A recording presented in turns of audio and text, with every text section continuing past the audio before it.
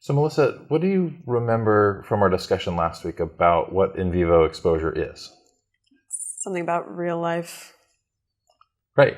Yeah, exposure to stuff in your current life, day-to-day life, that you may be avoiding now. Okay. Right? And so the exposure will be, we're going to identify some things that you may be avoiding currently, and then we'll work together to develop some exercises that you can do to help bring those things back into your life. I know before you mentioned, a couple of things that you're avoiding. Sometimes it's avoiding being with your nieces, for example, playing with your nieces. Yeah. How's that impacted you? I mean, I guess it's just made me feel a little more detached from my family. That was always something I really liked to do before, but I don't want to mess them up. Okay. So a little bit of worry about maybe them being harmed somehow with interacting with you? Yeah, I mean, I don't know, they're kids, they're like 6 and 8, Mm-hmm. I did hear what you said, though, that you kind of wish you could do that again now.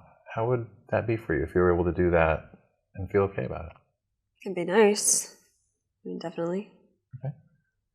And that's really what our goal is here. We're going to try to identify those things that either you used to do and you're not doing now, those things that you want to do but feel like you can't, or feels like this, either this experience, the traumatic experience that you've been through, or some of these symptoms are keeping you away from that.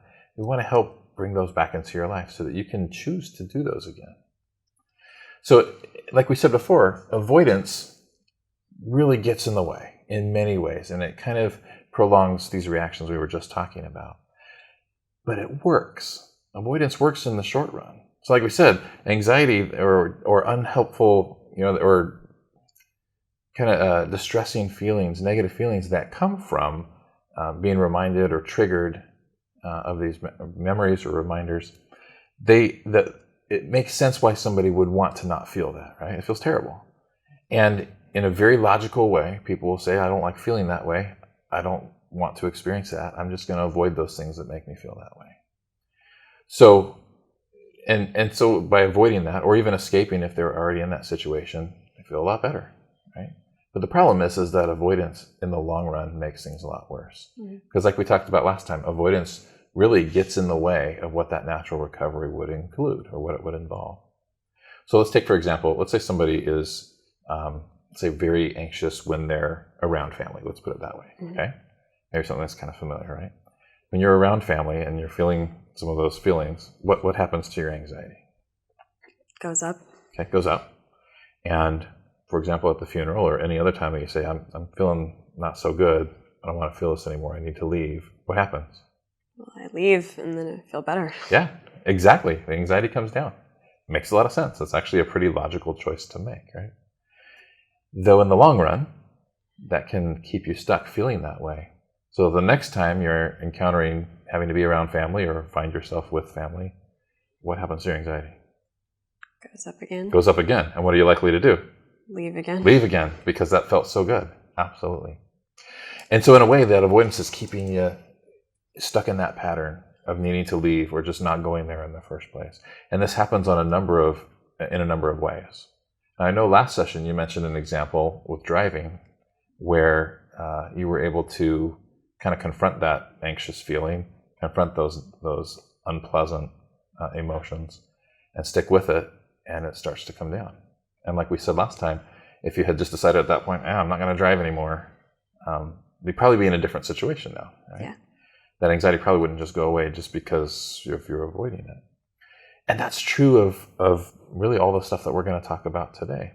That the avoidance, while it works in the short run, is going to keep you stuck. And it does that in a number of ways. One is that by confronting these situations, by actually going and doing them and sticking it out, you'll find that the anxiety doesn't last forever. A lot of folks that we talk to kind of have that concern. If I let myself feel this stuff, if I really let that anxiety come back into my life, then it will never quit. Some folks feel like it's just going to go on forever, and others even feel like if I feel it, it's just going to keep getting bigger and bigger and bigger until who knows what, and they worry about the who knows what. I see you nodding a lot. Is that something that you're familiar with? Okay. Definitely. Yeah.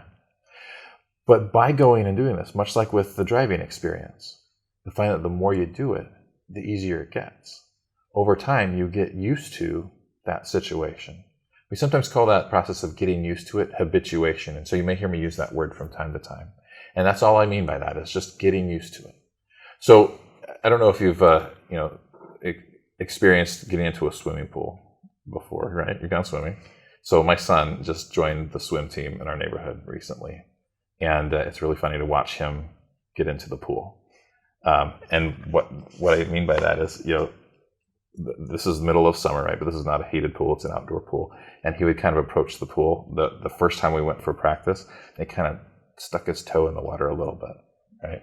And he kind of did this little shivery thing, and he ran back and sat down next to me. And I said, "What are you doing?" And he said, "I'm waiting for it to warm up." I mean, you kind of laugh, right? Yeah. Good luck. Why do you laugh? Well, good luck. It's not going to, Right. Pools don't heat up that fast, Yeah. right? And I told him that. I said, you're going to be waiting a long time if that's what you're waiting for. What you need to do is go get in the water. And so then he kind of circled around to the stairs, right, in the shallow end of the pool. And so he's kind of going in slowly. And he's like, ha, ha, ha, ha. And, kind of feeling all that cold. Now, you can get into a pool that way, and that works, right? You can also jump right in the deep end, and there's that initial shock, right? But after a while of being in the pool, how does it feel? You get used to it. You get used to it, yeah. To the point where getting out of the pool, you might even feel a little bit cold, right? What's changed in that instance? Has the pool water temperature changed? No, it's just how you start out with it, I guess. Okay, yeah. You get used to it. The water didn't change. You changed. In many ways, a lot of folks with PTSD are waiting for these situations that they avoid to feel better before they go do them again. And much like the pool water, if you wait for those situations to feel good before you go try them, you're going to be waiting a long time. Okay? So what we're going to do is kind of more of a controlled entry, if you will, but we're going to help you be back into those situations so that you can get used to them, so that you can make the changes that you need to make so that you can be in those situations again. Okay?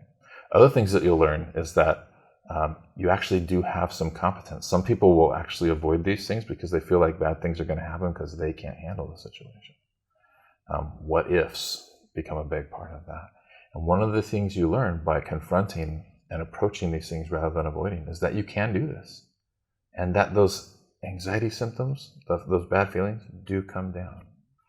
It really takes experience and repeated experience to learn that. We're going to be almost teaching your body that these situations aren't as dangerous as they feel, or that this isn't something that you need to avoid. We need to teach your body not to have that reaction. And the way that it's going to learn is through repetition and through being in those situations long enough that it learns that thing. Okay? Any questions about that so far? No. Makes sense about why we're going to do this? Yeah. Okay. So what I'd like to do now then is to make that list we've been talking about. Make a list of things that you may be avoiding in your life, and for a couple of reasons. I think I probably mentioned this before, but one of the reasons people may be avoiding people, places, situations, activities, tasks, is because those things remind them of the traumatic experience they've been through. And as those memories come back, all of those negative feelings attached to it come back too. That could be one reason. It could be that maybe you're avoiding those situations because they just feel more dangerous or feel terrible themselves because of what you've been through. And then we'll also include a group of things that we can put things on the list that would be things you used to like to do, things you used to enjoy doing, but that you find yourself not doing anymore or doing a lot less because of decreased interest or because you don't anticipate that it'll be pleasurable. So I think like what you mentioned with playing with your nieces, that could be one there, that it's something that you used to enjoy doing and you're just not feeling interested in it anymore. So it could be anything from any of those categories. It's not like each thing has to be something from each different category. Lots of things cover lots of things, lots of those categories. But I wanted to make sure that we were considering at least all the different ways or reasons that perhaps you might be avoiding some things. Okay. So as we're thinking about that, if we were to make a list of those people, places, situations, tasks that you may be avoiding currently, what would we put on the list for you? Well, I already mentioned, my nieces. I used to watch them all the time, and now I don't really do that anymore. Okay. That's definitely something I like to do. Okay. Or used to like to do it. How often did you used to go play with your nieces? I probably used to watch them like once a week, sometimes more. And So tell me a little bit more too about what it is these days that keeps you from doing that. I don't know. I mean, they're, like I said, they're just kids. I don't want to mess them up, and I just feel sort of detached from from them and from my family. So Okay, great. So I got that on the list here. Yeah. Anything else we can add? I guess this kind of goes along with them, but Halloween costumes. I mean, like Halloween's coming up, and seeing like bloody clothes and like bloody kind of zombie costumes and like detached limbs and all that kind of stuff. It's like definitely doesn't make me happy. Yeah. I try to avoid that as much as I can. So you actually said several things there, and I'll see if we can help clarify them. But at the same time, I'm struck by how much that makes sense. Yeah. Given the work that you did downrange, it makes sense why those would be something that could be distressing or something you don't really want to be involved in. Mm-hmm. Sounds like you mentioned several things there, though. So like Halloween costumes or Halloween props. Well, I mean, if it's like, like a silly witch or something, that's fine. But like, mostly stuff that looks more realistic too.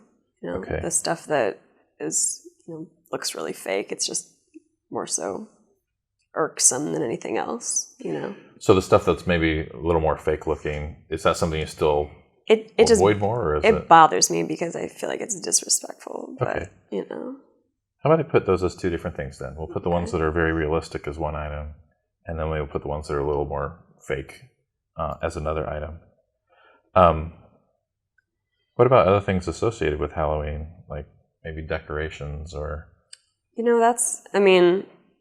That's not as bad. It's not really if it's like pumpkins and spider webs and stuff like that, I don't care about that. So it's more of the stuff that's really like related gory. to, Okay. Are there places or situations, maybe events that you would avoid because you would anticipate encountering? Yeah, I mean, like if I'm in the department store or something, I'll avoid the aisle where all that stuff is. Mm-hmm.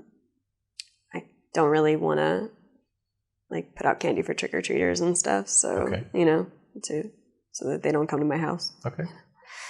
So it's again a couple of things there. So there's like the particular aisle or aisles at various stores that you'll avoid. Is there one in particular you can think of that you've been avoiding? There's like a pretty big department store by my house that I'm making a wide berth around that aisle. Okay, so I'm going to write that down then too, that Halloween aisle at the department store. You also said putting out candy for... Yeah, I mean, just...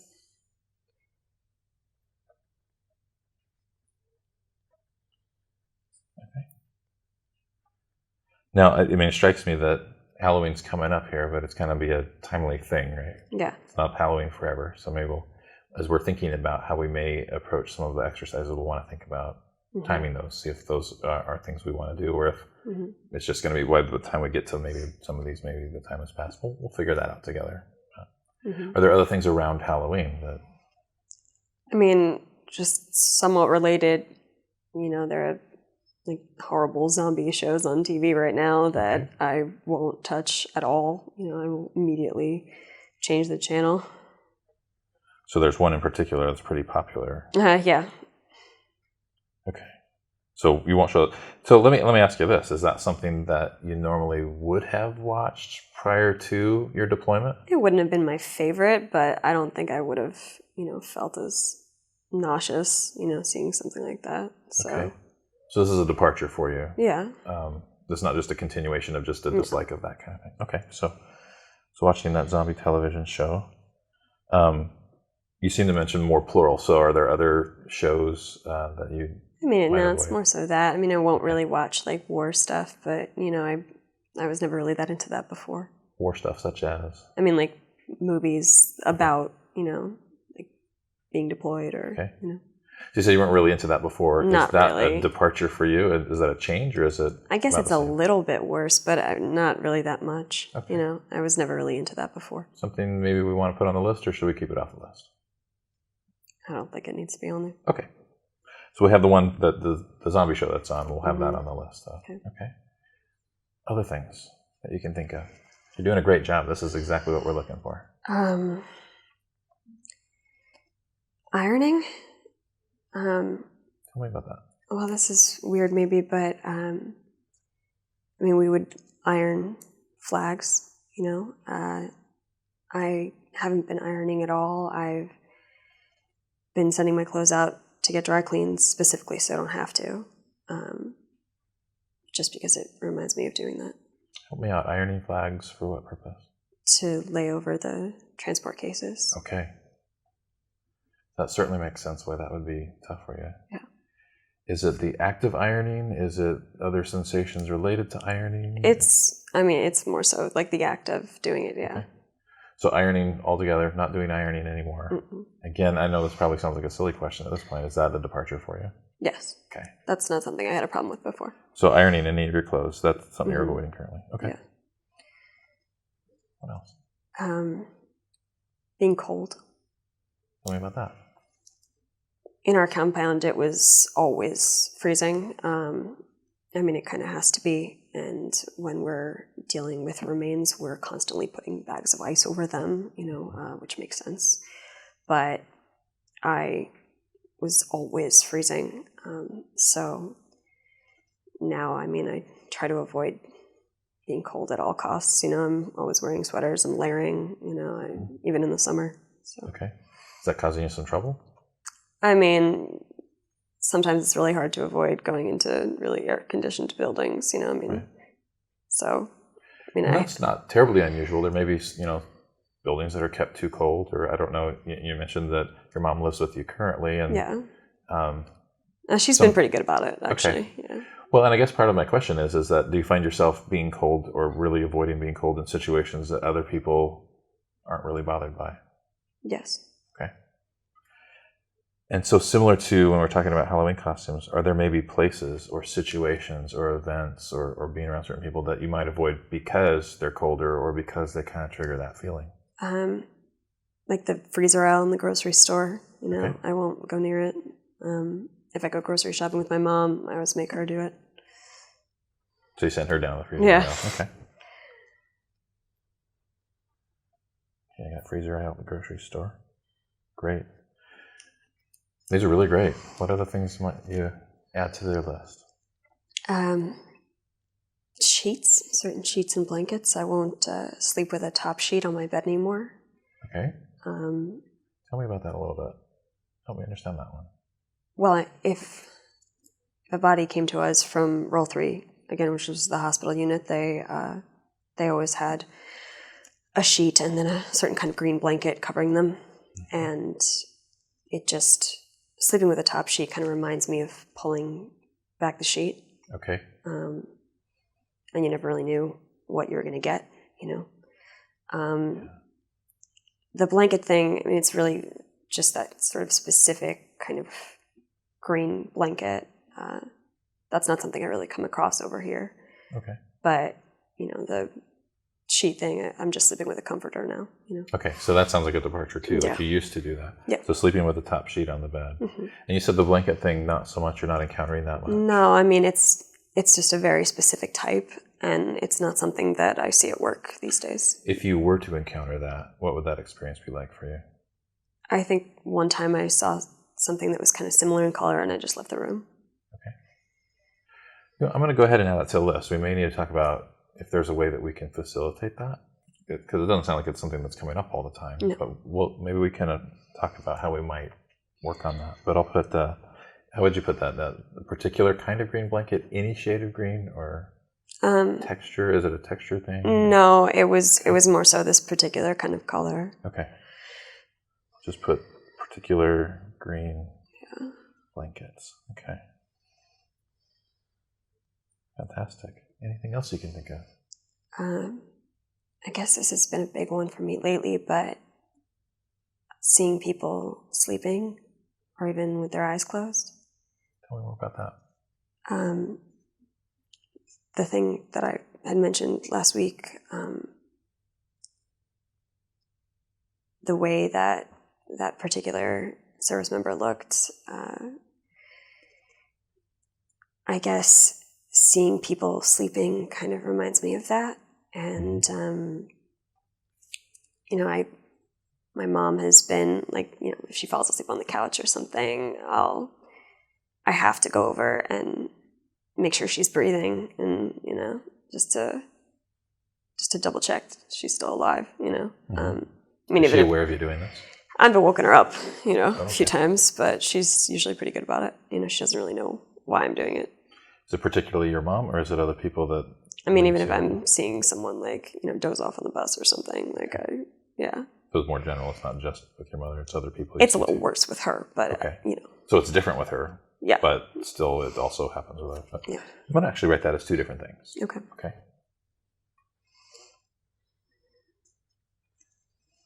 Okay, great.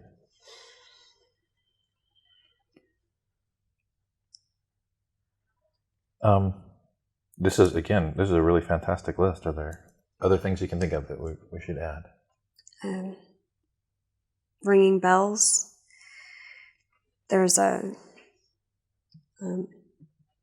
fallen angel ceremony. They ring bells 3 times, and I haven't really had to deal with it too much. You know, if I'm trying to sleep in, I'm going to do it on a Sunday usually, but occasionally if I've heard, you know, church bells or something like that, it's kind of reminded me of that. Okay. And so you said it was part of the fallen angel ceremony, 3 bell rings. Yeah. Mm-hmm. And the church bells will remind you of that. Yeah. Are there other bells perhaps that remind you of that too? No, not really. I mean, that's the only thing I can think of that I've heard that sounds kind of similar, you know. Again, are there situations or places that you won't go because you anticipate hearing them, or maybe intentionally try to sleep in so you don't have to listen to them? Anything like that? Well, I'm probably intentionally trying to sleep in for a bunch of reasons, you know. Okay. Yeah, no, that makes sense. I'll put ringing bells on the list and we'll see what we can do with that. But okay, what else? Certain smells. Such as? Burning, like cooking flesh, like barbecue. Okay. Like specifically like meat cooking.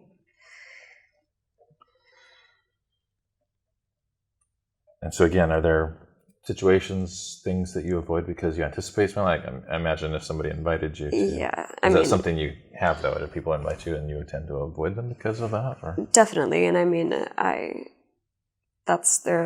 again, a number of reasons for that, too, you know, but I didn't go to any barbecues this summer. You know, is it a number very of reasons? Deliberately. Part of it's that smell. What are some of the other reasons there? Just not wanting to be around, you know, like my family or, you know, just trying to avoid them a little bit. Right. So these are family barbecues in particular? Yeah. Okay.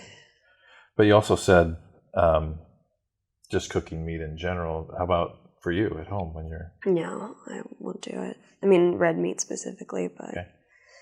Again, is that a departure? Like, did you used to eat? Yeah, I didn't have a problem with it before. Okay, so preparing red meat. Let's put that too. Okay. We're getting a really, really great list. But I don't want to cut off, you know, while we're coming up with really great things too. So let me ask you anything else that's coming up for you. I don't think so. I mean, there might be other stuff that comes up later, but that's kind of what I can think of now. Actually, and so I recognize I'm kind of putting you on the spot here, right? Come up with this list of things. And so what I'm actually going to do is I'll send you home with a copy of the list we're making today. And I'm going to ask you to be kind of watchful of yourself over the next week and to see if there are things that you find yourself avoiding that should go on the list, okay? We have a great list to start with already, and that's great.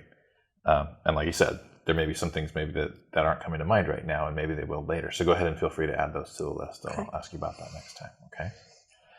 Okay, so with this list then, I want to kind of have us go through and rate each item. And we're going to do that using a scale of 0 to 100. We're just going to give a number to it. You know, the military's got a bunch of acronyms, right? Yeah. And I'm going to give you another one here. And we'll call it SUDS. And what that stands for is Subjective Units of Distress. Okay?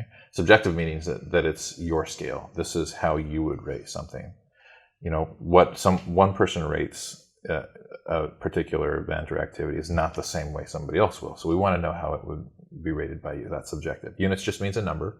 And distress is those bad feelings or feeling upset or anxious that may come with it. And so I'm going to ask you for each one of these items then to give me a number that represents how distressed you would feel if you had to do them today or had to encounter these things today. Okay?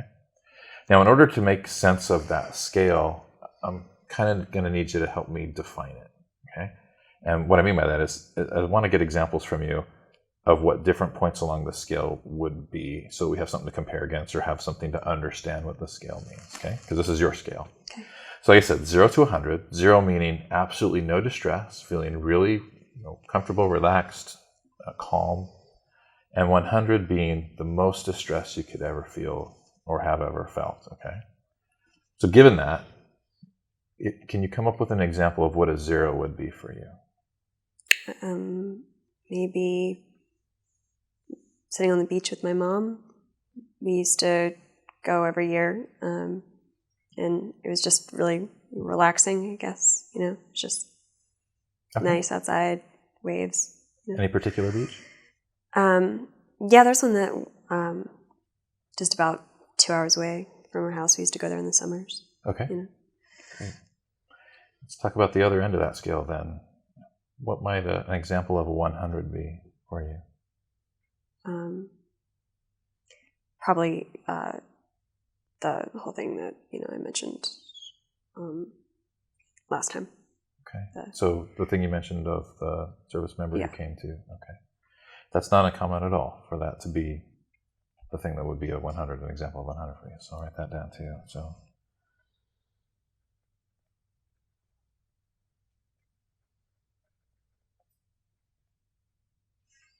Okay, so, and to help me kind of gauge too, to scale or to calibrate, it would also help if we could maybe come up with an example of right in the middle of that. What would a 50 be? Given that 0 is sitting on the beach with your mom, 100 will be that day that service member came in to your table looking uninjured. What would a 50 be? Does it have to be something that is going to keep happening, or can it be something that... No, it doesn't necessarily have to be something that'll keep happening, but what we need is for something that's where that number won't change, because it needs to help define the scale for us. And so all of the things that you gave me previously, other than the beach and when the service member came in, I expect those to change. We're going to work on those. And so the SUDs related to those will change. And so to understand what a 50 means, that 50 needs to stay stable. Okay. So maybe something that's not related to this, something that's maybe only happened once and won't happen again could also be a good way to keep that stable. Okay. There was, I guess one thing, my mom brought me a jade bracelet back from when she was traveling.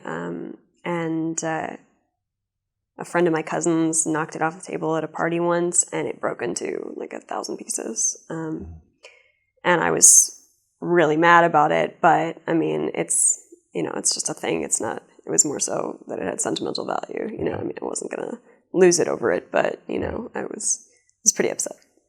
So you weren't going to lose it or distressing. No, yeah, but I mean, but tolerable. Manageable. Yeah, it's I got over it.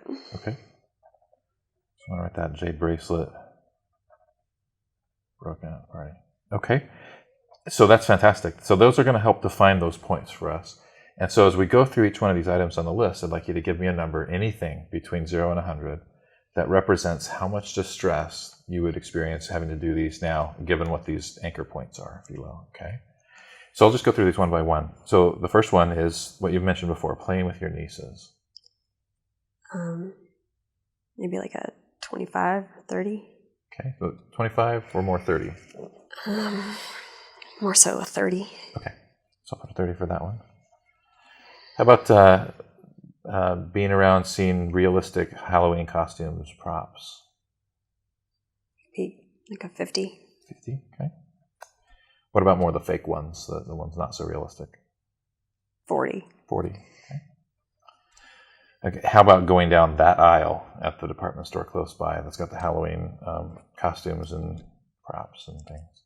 I mean, I guess, again, it depends what's in there, but, sure. So maybe like a 45. 45. Putting out candy for your trick-or-treaters? I mean, that's just something it's a one-time thing, but I don't know, maybe like a 35. Okay, 35. Slightly changing from that. How about watching that popular zombie television show? 80. 80, okay. How about ironing? If you had the iron garment. 60. Okay. Being cold, just in general? Probably about a 50. And then how about going down the freezer aisle at the grocery store instead of sending your mom? Similar, maybe like a 55. 55, okay. All right, how about sleeping with a top sheet? If you were to sleep with a top sheet on your bed now? 75. And what about if you did encounter one of those green hospital blankets, similar to what you saw before? Or that time that you did encounter something similar? 80. 80. What about seeing people, we'll go specific first, seeing your mother asleep or with her eyes closed? 90. 90. What about other people, not your mom? More like an 80. 80, okay. How about ringing bells like the church bells Sunday morning if you're awake to hear them? More like a 45. 45. Going to a barbecue outing with your family?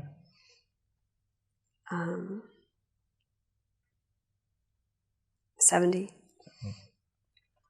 How about preparing red meat at home? Just you? 70. 70. Okay, so there's some there too. Fantastic. This is a great place for us to start. And so I'll tell you what we're going to do with this to begin with. And then for homework, we're going to pick a couple of items, maybe 2 or 3 items off of this list to begin with some in vivo exercises. Okay. So like we said before, though, what's important about the in vivo exercises, we'll pick something that's challenging but doable. We're not going to go for the really, really difficult stuff to start with. We want you to be able to have a successful experience with this. And so the procedures are basically this, that we'll talk about, like we said, picking a couple on here, and we'll have you go approach or be in that situation for long enough that you can start to feel that anxiety coming down a bit, okay? And generally, we're talking about 40 to 45 minutes, okay? So I saw your eyebrows go up. That's a long time. It can be, yeah. And in fact, it's very likely that it's not going to feel very comfortable, at least at first. But like we said before, what we kind of expect is that the longer you're in that situation, the more you get used to it, that anxiety starts to come down, and you can even feel more, not so much that, hey, that wasn't so bad. That's not even necessarily what we're going for, but more of, while that was unpleasant, I'm doing okay. I made it through. I'm doing well on the other side. And so the more that you do that, your anxiety, like we said before, will go up, but it'll start to come down eventually. The next time you do it, your anxiety will go up again. It's not going to start where we left off back here, but maybe not quite as high as where it started the last time. And it'll start to come down a little bit earlier. And so the more times that we do this, then over time, that anxiety is coming down even between those episodes to the point where you can engage in these things again with that anxiety really spiking up. But it takes repetition, and it takes being in that situation long enough that you can get the benefit from it, okay?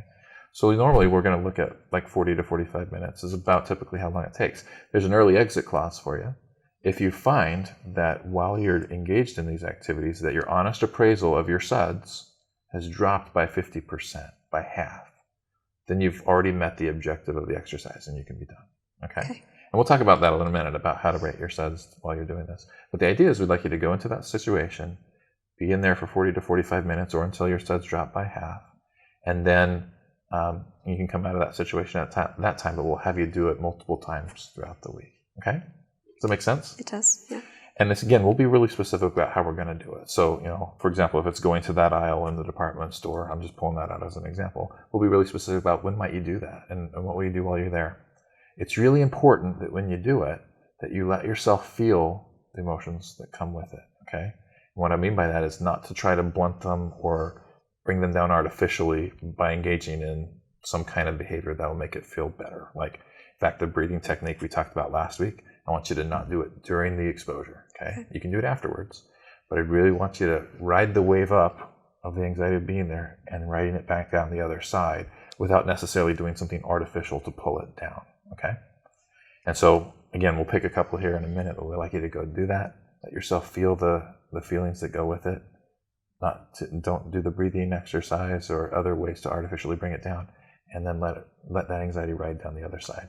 I'll give you a form here at the end where I'll have you rate your SUDS while you do this experience.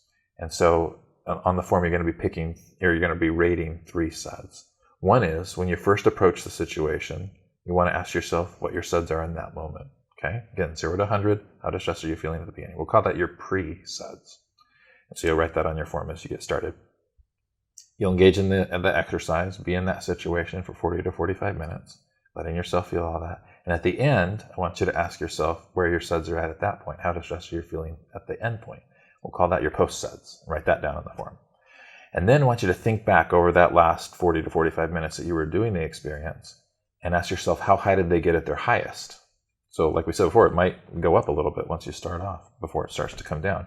And so write down a SUD score for how high it got at its worst. That'll be your peak. Okay. So pre, post, and peak. And we'll do that multiple times for each item that we're going to pick, okay? So as we're thinking about for this coming week, I usually like to start people off in like a 30 to 50 or 40 to 60 range. So doable, though challenging. And we've got a number of great items in that range here. So let me give you a couple as examples. We've got playing with your nieces at a 30. Mm-hmm. We've got being around realistic Halloween costumes at a 50 and fake ones at a 40. Those are kind of related there. Being in that aisle at the department store at a 45. Candy for trick-or-treaters at a 35, although Halloween's in a couple of weeks, so we can maybe think about that. Being in the freezer aisle at the grocery store is at a 55, so that's kind of at that higher end of the range. Being cold in general at a 50. And then we've got listening to ringing bells, church bells, for example, at 45. So, again, I like to think of maybe picking 2 or 3 from the list of all of those in the range that we just talked about that you think you may be able to do several times this week. And I usually recommend that people pick at least one, probably one, that's something that you used to like to do, so we can get something pleasurable back into your life too. So, but just given that, of the ones that we read here that are in that range, are there some that stood out to you that you feel like you could probably do this coming week? I mean, I could offer to babysit my nieces. Okay. Can you do that more than one time in the coming week? A couple of times? Probably twice. Okay, great. And that's something that you could probably do. Now, what I'll caution you about, we'll probably want to think about when to do that, because what I want you to not do is to get towards the end of the week and be like, oh shoot, I should have done this a couple of times and there's not time to do it left. So we'll talk about maybe even scheduling that. Mm-hmm. Maybe you can give them a call earlier in the week to set that up. Okay. How about a couple others? Any others that we talked about? And we always have to go grocery shopping, so I guess I could do that. So while you're at the grocery store, going down the freezer aisle? Yeah. Okay. Would you go with your mom or would you go by yourself? Is there a difference? I mean, if we have to get something, then I would just have to do it as opposed to her. So, I mean, it really doesn't make a difference. Okay, so it doesn't matter whether she's with you or by yourself. Now, I want to remind you that we want you to be there for 40 to 45 minutes. So, we're kind of hanging out in the freezer aisle for 40 to 45 minutes. It may feel like a long time. Yeah. But let's see how it goes. Let's kind of do this as an experiment, and if we need to make an adjustment, we can next time. Okay, how about one more? I guess I could get up and try and catch church bells. Okay. And I anticipate that'll happen one day in the next week. Yeah. But yeah, so let's go ahead and add that one. Mm-hmm. Now the bells themselves, how long do they last typically? I mean, I'm not really sure. Maybe it would be better to do like a Halloween thing while I still can. Perhaps. I'll leave that up to you. I think we could probably make the ringing bells work too, because I think we maybe you can find some recordings on YouTube, for example, of church bells. We can do this multiple times. That's true. If that feels like it would be a similar SUDS level to do that. Actually, I think I'd rather do the Halloween thing. Okay, let's do that then. So do you mean being around costumes, props, that one aisle at the department store, or otherwise? What would you think specifically? Yeah, I mean, that's probably where I'd have the most access to it. The department store then? Yeah. Okay. So again, remember, we're going to have you do it several times this next week. Have you stay in that situation for 40 to 45 minutes. People are going to think I'm crazy. Maybe so. But, let's see how it goes. Let's see what that reaction is like for you. Certainly, if you're feeling really uncomfortable, I want you to stick it out as much as you can. Let's make sure we talk about it next time to see how it goes. I think you can do this. Yeah. Okay. Okay. There's some other things that I would like to talk about as maybe having you do for homework as well, the breathing assignment again, for example, like we had last time, and a couple other things we'll have you do. Okay.